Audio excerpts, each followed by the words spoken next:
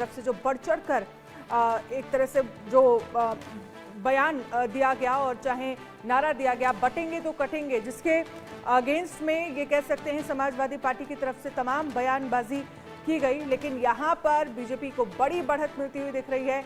8 सीटों पर बीजेपी आगे चल रही है, 1 सीट पर समाजवादी पार्टी आगे चल रही है। कौशल इस वक्त भारतीय जनता पार्टी के नेता प्रवक्ता हमारे साथ जुड़ गए, सीधे उन्हीं के पास चलेंगे। कौशल, जो स्थिति दिखाई दे रही है उससे हम ये कह सकते हैं कि महाराष्ट्र में महायुति की सरकार बन रही है, बीजेपी सरकार बनाने जा रही है। और सबसे खास बात है कि भारतीय जनता पार्टी ने बीजेपी में जो गठबंधन है महायुति, उसमें एक अच्छा प्रदर्शन किया है। पिछली बार बीजेपी की जितनी सीटें थी और उससे ज्यादा सीटें इस बार बीजेपी को मिलती हुई दिखाई दे रही है। निश्चित तौर पर इसे तड़का कह सकते हैं, नरेंद्र मोदी के प्रचार का तड़का, योगी के कटेंगे तो बटेंगे के प्रचार का तरीका, इसके साथ साथ विचारधारा का संकट जो आपने शिवसेना में पैदा किया, यानी कि उद्धव ठाकरे में पैदा किया कि हमेशा भारतीय जनता पार्टी के साथ करीब 3 दशक से ज्यादा वो भारतीय जनता पार्टी के साथ रहे, हिंदुत्ववादी विचारधारा के साथ चले। लेकिन जब वो एनसीपी के साथ और कांग्रेस के साथ मिल जाते हैं तो विचारधारा का संक्रमण पैदा हो जाता है। और विचारधारा का जब संक्रमण पैदा हुआ